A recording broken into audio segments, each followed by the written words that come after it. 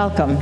This is our League's first in-person candidate forum since December 2021. It's co-sponsored by the Women's Group of the Unitarian Universalist Congregation, which has been an amazing partner, as they have been for many years, and to the brand new Great Neck League. There is no flag here, okay. My name is Regina Gouvenier, and I'm president of the League of Women Voters of Port Washington and Manhasset. Our thanks go particularly to all people in the UUC Women's Group, our co-sponsors, who have participated with us in planning this forum. Our thanks also go to North Shore TV, which is both broadcasting this event and then doing post-production work to make the videos we post on our League's YouTube channel accessible to the hearing impaired. This is more challenging than it sounds. And finally, we thank Disability Rights New York, which has partnered with the League across New York to make candidate forums more accessible for the hearing impaired. It has supplied American Sign Language interpreters for the North Shore TV's broadcast and YouTube, as well as manual transcribers for closed captioning of high quality. Closed captions are accessible here tonight by focusing your camera on the QR code image on any of the purple signs on the doors. As you know, the League is nonpartisan. We never support or oppose any political party or candidate. Our mission is to engage you, the voters, by allowing all candidates for a given office to answer voters' questions in a fair and structured way, while maintaining civil discourse. Before we begin, I want to thank all the members of our League who have joined together to make these forums happen. Our team has worked tirelessly to make these forums just to meet the needs of the candidates and the public, and making sure these needs are met. Many of you have submitted questions through our advertised portals. We have collected these. If you have not yet submitted a question and wish to do so, please raise your hand and someone will bring an index card and pen. Raise your hand again to have the card collected. Put the name of the one office of your card, for example, New York Senate, if it's a question for the New York Senate candidates, or New York Assembly, if it's a question for the Assembly candidates or Congress. Our collectors will stop collecting cards at the half-hour mark at each forum. So at 6:30, they will stop collecting the cards. At 7:30, and again at 8:30, they'll stop. Tonight, our vetters will be Judy Estequist and Maggie Gao, sitting at the table here. Our timers would be Marie Bellin and Nikki Willard. Other members will be collecting cards and monitoring doors, including 2 high school students. We often describe our mission as making democracy work. This includes all our voter services work, such as these forums, which let candidates speak directly to voters on issues that matter. We also educate voters and advocate with legislators on public policies, such as voting, election reform, redistricting, and natural resources, and healthcare. We hope you'll consider joining our League. They have an information table in the art gallery, or you can use a QR code to join. And you can also make a donation on our website, lwv.pwm.org. Also on the table are paper membership forms, along with other information, such as flyers promoting our November 1st author event on Contract to Unite America by Neil Simon, a noted independent who offers reforms to reduce political polarization. The event is free and open to the public and is offered in the Port Washington Public Library. And we also offer information on the Nassau County Temporary Redistricting Commission, which is holding hearings about the boundaries all of us will live with for the next decade. Public comment matters, whether in writing or oral commentary. Remember, our League of Women Voters is also not for women only. I'll now hand the podium over to Lisa Scott from the Huntington League, who will serve as our moderator for this evening. Per our rules, Lisa is not eligible to vote in any of these elections for any of the candidates that we'll be presenting here on the podium. She will first read our rules and procedures. We will then move to opening statements and questions from the audience. for the audience. Please note that we are asking each candidate to begin their opening with a visual description so that visually impaired listeners here and in the virtual world can imagine their appearance. And Lisa, the forum is yours. Look the wrong way. All yours. Thank you. You're welcome. Thank you, Regina.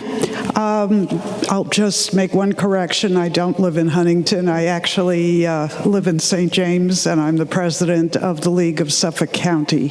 So I'm even further removed from the candidates' districts. For over a century, the League of Women Voters have sought to make democracy work by promoting civil discourse to nonpartisan events so that voters like you can hear the views and observe the behavior of candidates on a range of issues relevant to this community, using procedures that promote civil discourse and a fair process. I want to review debate procedures. All candidates have agreed to these, and for being here tonight, you, as the audience, have also agreed to signs outside the entrance. I'll read the guidelines. The moderator will be a member of the League of Women Voters from outside the district. Candidates' opening statements have been determined by their drawing lots beforehand. In this case, Mr. Martins drew the first lot, so he'll start with his opening statement, and Ms. Kaplan will go second, and then it'll be the same order for the close. So Mr. Martins will close first, and Ms. Kaplan will close second. Each candidate will be allowed 2 minutes for an opening statement. Timers. After all candidates have spoken, the moderator will open the meeting with questions received in advance and questions received on index cards from the audience. If you have a question, raise your hand for a card or to submit a card. I will remind you again, as Regina said, that they have to be submitted by 1/2 for each of the debates. That's obviously to try to merge them into the questions that we already have. As an aside, part of my job is to make sure we cover a variety of topics. So the idea is, unfortunately, we don't have time to drill down multiple times. So it's really up to the candidates in the short time they have to really get to the gist of each of these topics. And they'll have time in the close to really restate what the messages they'd like to get across. In all cases, I will be the final arbiter of whether questions should be answered, and all the questions will be vetted prior to being asked. Duplicative, personal, abusive, or biased questions will not be used. Each candidate will get 90 seconds to answer each question. At the moderator's discretion, the time for a response might be reduced so long as it's the same for both candidates. There will be no rebuttal. Questions will be asked of both candidates each time, and I will alternate. So Ms. Kaplan will take the first question, and then Mr. Martins will get the second, and we'll go around that way. A league member will act as timekeeper. A 1/2 minute before the end of any given time period, the timekeeper will alert the speaker by a prearranged signal, waving wildly at us. Candidates who ignore time signals may have their speaking time reduced, and/or those not violating the rules might be given extra time. And the candidates have seen the signs, so you're familiar with that. Since the purpose of the meeting is to determine the candidate's views, no substitutes for the in-person candidate will be allowed to appear if a candidate couldn't attend. No written or recorded statement may be provided in lieu of active participation by a candidate, and forums require 2 or more candidates for each seat to be present. Candidates may not use props, charts, or visuals, and we do not allow the display of campaign collateral. And finally, in accordance with League policy, audio or video recording by authorized members of the media will be permitted only if all the candidates present agree. The League maintains the right to record the forum and publish it on League-controlled electronic pages. No other recording will be allowed. No partial transcript or recording may be published without written permission from the League. And there's more. Like you, we are all here tonight because we believe that citizenship requires both knowledge and civic engagement, and that the responsibility of maintaining good government rests on the shoulders of citizens, that is, on everyone here. So we have expectations for you, the attendees. The UUC requests absolutely no food or liquids in this worship hall, not even water. Please step outside. Civility rules, always important. Please be seated and avoid blocking any exits. Applaud at the beginning and end only.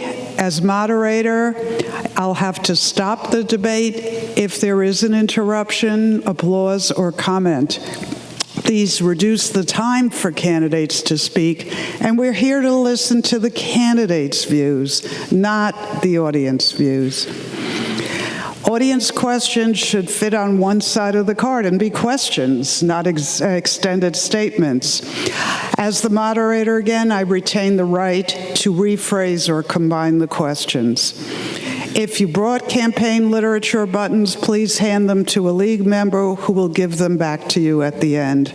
Turn off your cell phones or silence them now. To repeat, we only permit authorized recordings.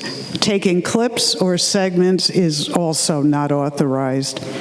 And please, if you violate these procedures, we'll have to ask you to leave the auditorium. We thank you all for being here to learn more from each of the candidates who seek to represent you. Now, applaud.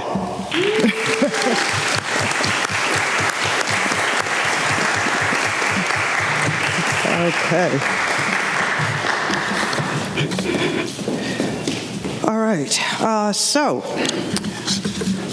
I will give a copy of the questions to the vetters. And Mr. Martins, it's yours. Thank you. Good evening, everyone. Thank you all for coming out this evening. It is a pleasure to be here with you. I want to thank the League for once again sponsoring a debate. I think it is extraordinarily important that we come together and share ideas, answer questions, and have an opportunity as candidates to stand or sit side by side and answer questions, hopefully to everyone's satisfaction. I want to thank the Unitarian Universalist Church, who has always opened their home to us and allowed the opportunity for us to come and speak. And I want to thank Anna. And I want to thank you very much for being here as well, because I think this is how these things should actually work. My name is Jack Martins. I am running for the 7th Senate District. I am the Republican and conservative candidate on the ballot this year. Married to Paula for 27 years, father to Caitlin, Vanessa, Emma, and Caroline. Caitlin with us today. And in a prior life, served as the mayor of Mineola from 2003 to 2010, was elected to the state senate in 2010, representing the 7th Senate District, where I served for 3 terms through 2016. In keeping with our instructions, I am 5'10". I have brown, grayish hair, more gray than brown these days. And once upon a time, I think, well, I'll move on since I have 30 seconds. I'll leave it to this. We're at a crossroads in this state. An election is about the last 2 or 4 years. It's a referendum on the past. And we have an opportunity to ask ourselves, are we better off today than we were 2 and 4 years ago? When we talk about things like public safety, the economy, the direction of the state, I'm looking forward to answering your questions. Thank you. Thank you, Mr. Martins. I just have a question. We can't use the podium. No, Okay. no. It's all set. They've done all kinds of No checks, worries. so you're in a good All spot. Ms. Kaplan. I'm a petite woman with black hair and brown eyes. We all watched in horror on January 6th as insurrectionists incited by Donald Trump attacking our democracy. As a political refugee, all I could do that day, think to myself, how could this be happening in America? I came to this country at age 13 alone because my parents had to make the impossible decision to send me here for my safety. My birth country had been overtaken by a far-right regime that stole the rights of women, minorities, and Jews like me. And right now, the Republican extremists in this country are fighting like hell to grab power, to rob women of our reproductive rights, to overturn our gun laws, and to dismantle the very foundation of our democracy. But I refuse to let them. As your state senator, I wrote the law that makes New York a safe haven for women in New York and women from anti-choice states. I wrote the laws that get dangerous guns out of our community. I fought back against rise in hate crimes. When I came to this country at age 13, I wasn't scared. I knew I could work hard and make my American dream come true.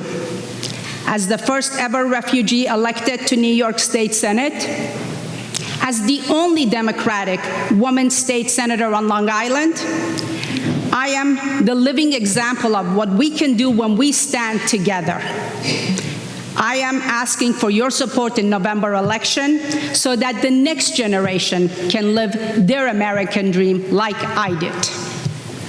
Thank you to our Thank you. candidates for your opening statements. So the first question, we'll start with Ms. Kaplan. Do you agree or disagree that families are leaving New York State to get away from high taxes, unnecessary, quote, state of emergency declarations, loss of parental rights regarding children's education and health care, and more? What legislative actions will you undertake to improve life in New York State to convince people to stay? First and foremost, I'm biased to New York. But I know we're coming out of a pandemic, and it's been a very, very difficult time for everyone in this state and in the country. That's why it was important when I went to Albany my first year, I passed the permanent property tax cap. I cut the middle class tax to the lowest it has been in the decades. I put an average of $1,400 back into the pockets of taxpayers, middle class homeowners in my district through a rebate this year. And I cut the gas tax because right here in Long Island, we depend on our cars to get everywhere. And I made sure the county followed my lead. As the chair of Small Business Committee, I fought for small businesses. And I'm so proud to have the endorsement of the Business Council because they've seen the work that I do for businesses throughout the state. I've been a big advocate for families and businesses here in New York, and I will continue to be that advocate moving forward. Thank you. Mr. Martins? Thank you. Yes, I do agree that people are leaving New York State. Yeah. I do agree that. Yeah, because I don't think. Yes, I do agree that people are leaving New York State. I do believe that they're leaving because the cost of living in New York is too high, taxes are too high. I do believe that when a state increases spending from $160 billion to $220 billion in just 6 years, it's a bad thing because it means that that money's coming out of our pocket. I do believe that when people are more afraid of crime, they're concerned and they leave. I think when people are afraid of state mandates, such as legislators handing over authority to a governor to impose unilateral mandates on families and schools throughout New York State, I think that sends the wrong message. And yes, I lament the fact that we live in a state where these things have happened. But I do think there's an opportunity to fix it, and we can fix it this year. We had enacted, when I was in the state Senate, a 2% spending cap year over year, similar to the cap that was in place for local government. If it made sense for our schools and our villages and our towns and counties, it made sense for the state. Do the math. $160 billion to $220 billion, they blew through that and spent, and again, they're projecting deficits in just 4 years. Parental rights, the way that our parents have an absolute right to make decisions for their children, has to be protected, whether at home or in school, and we've gotten away from that. We have to get back to fundamentals, protect our family structure, protect our communities, support law enforcement. Thank you. Thank you. Meanwhile, you increased. Excuse me. When you were mayor. Excuse me, Ms. Kaplan, we're not doing rebuttals. What I would suggest to both of you is be sure to take notes and come back and address this in your close, okay? Because we don't have a vast amount of time and we want to cover a bunch of ground. Also, if I could ask the timers, when you put up the 30-second, leave it up, because a lot of the candidates are, looking at notes and writing things down. I want to make sure they're warned when the time is closing in. So, okay, Mr. Martins, next one is for you. Crime is spiking in Nassau County. Do you believe it's caused by cashless bail laws? What legislative actions will you take to reduce crime in District 16 and throughout New York State? District 7. Oh, okay. It says 15 right here. Okay. I knew what you meant. Thank you. Yes, I do believe that crime is on the rise. I think it has a lot to do with not only cashless bail, we can talk about less is more, we can talk about HALT, we can talk about the defund the police movement that has unfortunately reared its head in our communities and has undermined law enforcement. We can talk about legislative action that has been taken in Albany that frankly has made our communities less safe. Now, they'll tell you that that's not true. They'll tell you that there are statistics showing that crime is on the rise everywhere in the country, but here's what I know. Growing up in my community, in Mineola, now in Old Westbury, I can tell you that I never had to lock the door in my home, ever. I never had to worry about somebody breaking into my car. I never had to worry about those things. And today, if you have a ring, you get neighborhood alerts, it seems like every 5 minutes. People are afraid, and we need to take action, not only to support law enforcement, we need to repeal cashless bail, we need to give judges the authority that they have and discretion that they need to put dangerous criminals behind bars once and for all, and we need to stand together because this shouldn't be happening not only in our communities here on Long Island, but certainly not anywhere else, including New York City. We deserve better. Thank you. Okay. No. Ms. Kaplan, it's your turn. Yes, I've said this before. I will say it again. My record is clear. I support fully funding police. I have a legislation that gives $500 million additional money to our law enforcement. I brought back millions for our local police and have built relationship with all of the police departments here in my district. I've been the leading voice for common fixes to our bail laws, where we take repeat offenders and violent criminals off of our streets. And we have given judges more discretion to keep our communities safe. All along, my extremist Republicans, all they want to do is roll back our sensible safety gun laws to put back more dangerous guns in our community. Ladies and gentlemen, we can't let extremists take over our communities. We can't let them rob us out of our safe streets, safe schools, and safe houses of worship. I fought for you before, and I will continue to fight for you and your public safety. Thank you.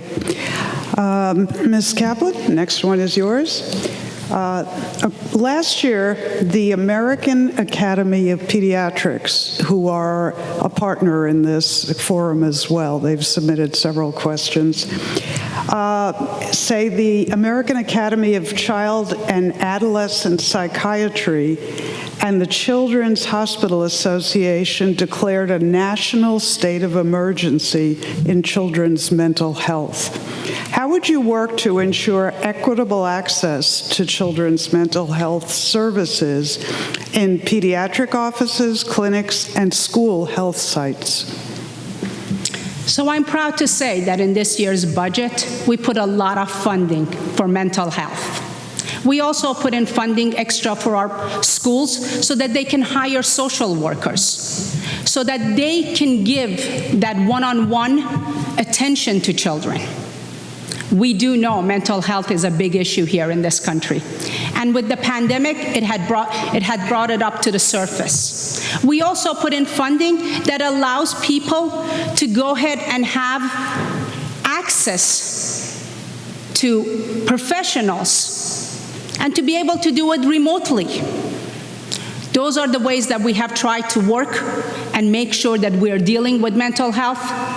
It is something that's very important to all of us, especially our children. We want to make sure that we do everything in our power to give them the tools and the resources for them not only to succeed, but to thrive. Thank you. Thank you. Mr. Martin. Sure, thank you. You know, you can't talk about a child, nor should we discuss children, without talking about their parents, talking about the family unit and the need to support that family unit and decisions that are being made.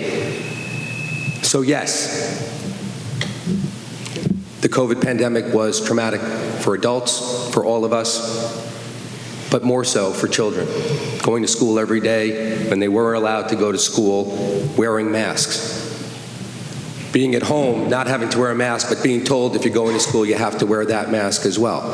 There needs to be consistency in policy. That policy needs to include local stakeholders, and most importantly, needs to include the parents of every child when it comes to making decisions. So yes, if there are resources available, there should be resources available. There have to be.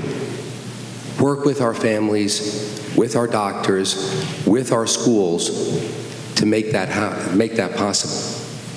Now, we will hopefully never face the kind of pandemic and the kind of adversity that we did during the past few years. We have to work together to get through some of the trauma that is still there. But gosh, it doesn't happen without parents. We can't allow our schools and our institutions to take the place of our families. Let's keep families and let's keep our parents involved. Thank you. Thank you. Mr. Martins, this one starts with you. The Supreme Court has signaled that they're willing to reconsider the decision that made marriage equality legal across the nation. Do you support efforts to strengthen and support marriage equality in the state of New York? Yes, I do. I do. I think it's a fundamental human right that when two people love each other and want to come together as a family unit, they have the ability to do that. Now, some of you may ask, Weren't you in the Senate in 2011 when we had an opportunity to vote for that? And I was, and I did vote against it. That was a mistake. I was in favor of civil unions at the time, but it passed. And what a wonderful thing it is that we have couples who have gotten married, who have raised children, and had families. I think it's been great. And so, regardless of what Justice Clarence Thomas may opine from his opinion on the U.S. Supreme Court, I don't see that happening here in New York, and certainly I would oppose it as well. Okay, thank you. Mrs. Kaplan? I have to tell you, in 2011, I was a councilwoman for town of North Hempstead. And I was so proud to be able to perform same-sex marriages. Our town clerk at the time decided that all of the same-sex marriages were going to come to me. And I was proud to stand there and perform every single one of them. On the other hand, my opponent just told you himself that in 2011, he voted against it. And then, years later, when he was asked about it, he doubled down and defended his vote. And tonight he's telling us he's for it. Ladies and gentlemen, we just saw what the extremist Supreme Court did in June, rolling back a 50-year-old law. And they have told us they are coming next for marriage equality. At a time like this, we can't trust an anti-choice and anti-marriage equality representative anywhere close to Albany. We need a proven leader like me to fight for your rights. Thank you. Thank you. We'll now pause, and you will not hear as many questions as we have. I had asked, please withhold your applause. We all support candidates, but not here. Ms. Kaplan, you're on the next one. Okay. In 2020, gun violence became the single leading cause of death in American children and teens, higher than any other pediatric medical problem or injury. What legislation do you think would have the greatest impact on reversing this heartbreaking trend? So it was 2018. I was a councilwoman for town of North Hempstead. One day I got a call from a student, a high school student who couldn't even drive, asking me for a meeting. Came and sat down in my office across my table and talked about Parkland shooting and what happened there and how scared he was and his friends were going to school. It broke my heart as a mother and as an elected. And then I was told that the sitting senator, the sitting Republican senator, wouldn't meet with him. It was right then and there that I decided I was going to run for this seat, to make sure that I do everything in my power to keep our children safe, to keep our communities safe, and to pass legislations to take dangerous guns out of our community. My opponent, again, on the other hand, in one of his last elections, was endorsed by gun lobbyists. It is important for us to stand together against gun violence in this country. I'm proud of all the legislations that I've passed. I'm proud of passing the ghost guns, the 80% finished receiver guns. I fought for your safety for the last 4 years, and I will continue to fight for your safety as your New York State Senator. Thank you. Mr. Martins. Thank you. You know, I'm going to take 10 seconds to answer this question, then I'll respond to some of the personal comments that have been made. Ladies and gentlemen, my rating with the NRA is an F. Doesn't happen by accident. It happens because I have I think, rational view of gun use. I voted for the SAFE Act. I did so because I don't believe that we should have military-type weapons available to children or adults in our communities. So we use the word, Ms. Kaplan uses the word extremist. I remember a time when we used to have a dialogue, whether you were a Republican or a Democrat, and you have a discussion. I had the opportunity to serve with Assemblywoman Michelle Schimmel and work with great local elected officials from the other side of the aisle, and we worked together because we were able to have a dialogue. Never once did we get to a point where we referred to another person as an extremist. That is a personal attack on an individual, and how are you supposed to have a conversation with somebody when they're throwing rocks in that way? The other point I'll make, because I have some time, I think I have about 15 seconds, is that Ms. Kaplan said I doubled down on my opposition to marriage equality. That didn't happen. Didn't happen. And so let's stay to the facts. Let's stay to the facts, and we can take it from there. But let's state the facts, Anna, please. Honesty. I'll get back to you and give you the proof. Okay, in your closing, please. Okay, we'll move on to the next question. Please. Okay, Mr. Martins.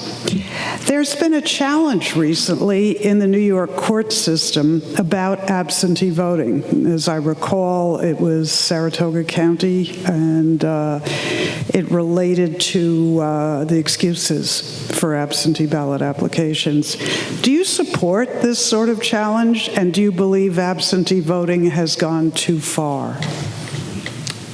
I believe that voting and the right to vote is a fundamental right that we have as citizens that everyone should exercise. If we can make it easier for people to vote, we have a responsibility to do so, with the caveat that we have to make sure that it's also done properly, that there are safeguards in place to make sure that every vote that is made is actually a valid vote. I think that's a reasonable compromise when we discuss access to the ballot as well as the importance of the right to vote. Now, I would defer to there being greater access to the right to vote, greater access to the ballot, even by absentee ballots, certainly during times of crisis. What I was frankly offended by was the effort by some to send out filled out ballots that had already been marked with COVID as an excuse for the absentee ballot, sent out by one political party, not mine, where they essentially took the choice out of the person's hands and invited them to fill out a form by simply signing it, having already filled it out for them. There's no place for that kind of gamesmanship with something as important as the electoral process. So yes, greater access, no to trying to game the system for one political party over the other. Thank you. Thank you. Ms. Kaplan. Yes, I'm going to take 10 seconds to rebut.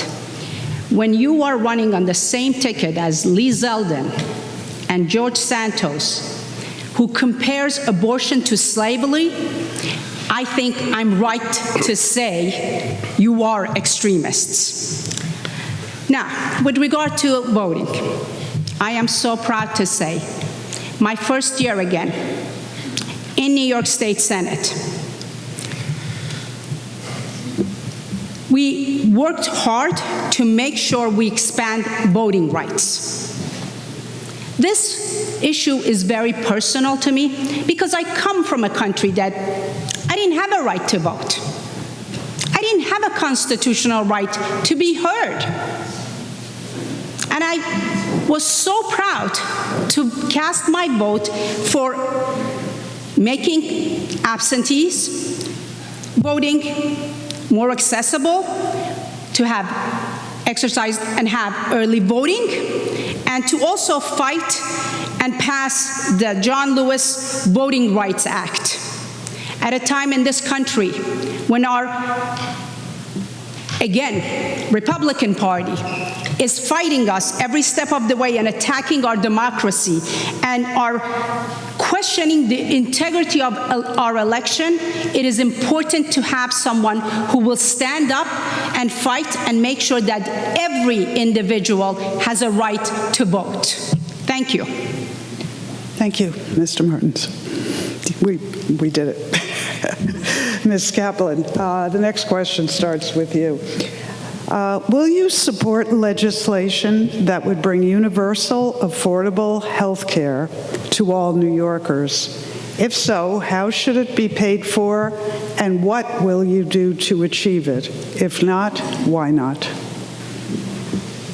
I've been in New York State Senate for the last 4 years.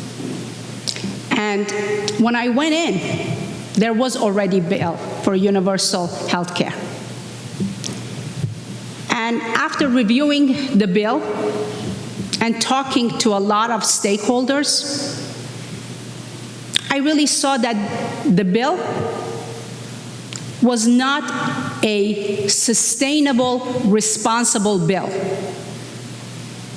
And that's why I'm not one of the people who co-sponsors that bill. I think health care is human care. We need to be able to provide health care, a good health care to everyone.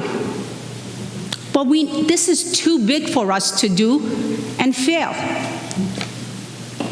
We need to make sure that what we pass is a careful, responsible, and sustainable legislation. With that said, this year alone, we tried to expand and make sure that more people can purchase and have a health care that could work for them. We need to do that, and I'm so happy to say that I've been endorsed by so many unions, over 20 unions, who have a lot of members and who support us. And I want to make sure that every voice is being heard. Thank you. Thank you, Mr. Martins. Thank you. Yeah, I agree. We do not have a path to universal health care, certainly not one that is run by the state of New York. The cost estimates for universal health care in New York State are over $400 billion, and I'm certainly not going to entrust the state government to manage health care across the state. I do think we have to do a better job at providing access to health care, making sure that nobody falls through the cracks, and that the safety net that we have to help people have access to health care is frankly there to cover everybody. Now, I have spoken to healthcare leaders. The bill that is being proposed, besides being extraordinarily difficult and costly and frankly bankrupting the state, it's unsustainable, it doesn't work, it just frankly doesn't make sense. However, we have to do more, and I think there is a place for the state to do that. We support our local hospitals, we support our local healthcare systems. We happen to live in a singular place in the world where we are fortunate enough to have some of the finest hospitals and access to healthcare of anyone in the world. Between the different systems that we have here, it does have to be accessible to everyone, and with the state's participation, we can make that more so. Now, when we talk about healthcare, it is a human right. There is no one who should not have access to health care and the ability to walk into a hospital at any time and get the care that they need. Thank you. Okay, thank you. Ms. Kaplan? Oh, no, I'm sorry, you went already. I'm going to put one more question in, and then we'll go to the close, since we lost a bit of time. So we'll go until 7. We were going to stop a bit before that. Mr. Martins, this starts with you. New York State Senate is technically a part-time job, but we've seen many instances of corruption over the years related to senators having outside jobs that conflict with their elected office. Do you support a ban on outside income for state legislators, similar to what Congress has? And do you commit to working full-time as a senator, or will you maintain a second job if elected? Thank you. I will maintain my job if elected to the state Senate. I am an attorney, and I have practiced law, and I do have a practice, and I have clients, and I'm going to continue to practice law. Very, very much aware of conflicts and pitfalls that come up, frankly, for those who do have outside employment and those who don't have outside employment. So to answer your question, I do and will continue to work when elected.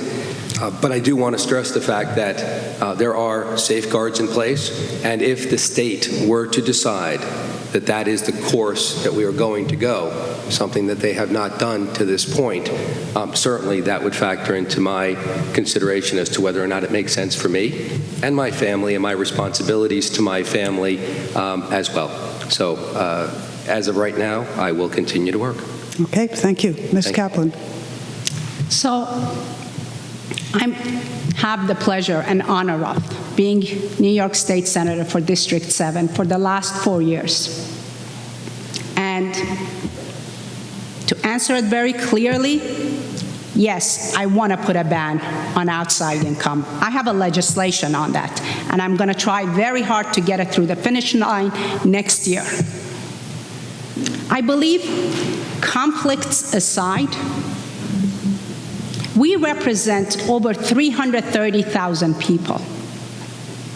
In the last 4 years that I've been in the office, I've seen what it takes to represent people. And in order to do this job well, you have to be out with your constituents on weekends, on weeknights, during the day. And it's not only a full-time job, it takes much longer. And I think we owe it to our residents to do the best job possible. And having another job will make it, this job is already difficult enough, and to have another job on top of it, it will make really life so much more difficult on everyone. You, the residents, deserve the best. You need the sole attention and the work of your representative. Thank you. Okay, and that concludes, unfortunately, the limited amount of time we had to cover questions. We did have more. Sorry, couldn't get to them all. So we'll have 2 minutes for the closing statements. Again, we'll repeat the opening order. So Mr. Martins gets his 2 minutes, and then Ms. Kaplan. And then at that point, we'll take a short recess while we set up the room.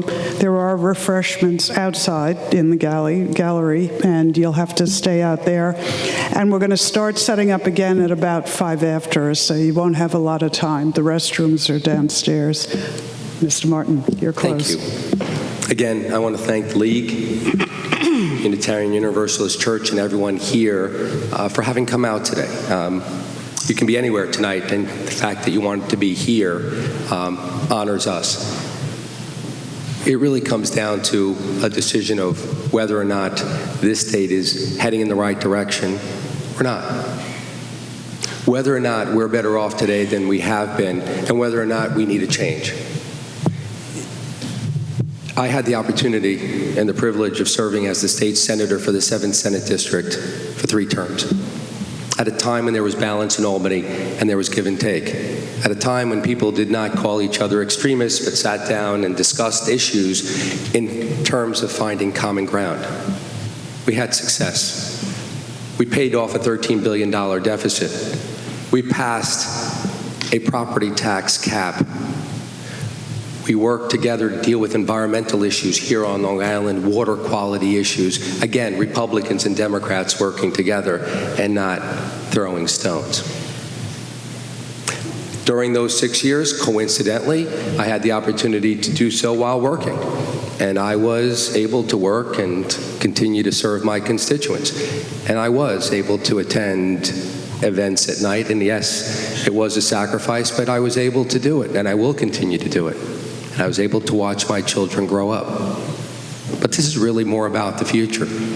It's a question of what do you want going forward, understanding that we do have people in Albany who have voted to undermine our quality of life here, who have taken votes to undermine our economy and our prosperity going forward, who have taken votes to minimize and limit our energy such that we're now looking at $6 and $7 per gallon home heating oil to heat our homes in the winter. That's the decision we have to make. Thank you. Thank you. Ms. Kaplan, you're close. Again, I would like to thank first the League and also UU for opening their home to all of us tonight. Thank you. When I came to the United States as a refugee, the American values of freedom, equality, and democracy were not some abstract ideals, but lived experiences that I had been denied during my childhood. I believe fiercely in the American dream and the capacity of government to make people's lives better. It's why I ran for the office in the first place. It's also why the rise in the far-right extremism is so important to combat, from increasing hate to the theft of women's rights to horrifying events of January 6th. We have so much at stake this November. Women's rights, gun violence, marriage equality are all on the ballot. I'm focused on fighting back against the rising tide of extremism and winning. To ensure that New York remains a safe haven for women, people of color, the LGBTQ community, and all who believe in the values that make America a beacon of hope. To those looking for a safer, better future, just like I once did. As the only Democratic state senator on Long Island, I know firsthand that the issues which are prioritized by our elected officials change when a woman has a seat at the table. I'm asking for your support in the November 8th election so that we can all continue fighting for civil rights, equality, and delivering results for Long Island communities. Thank you. Thank you both.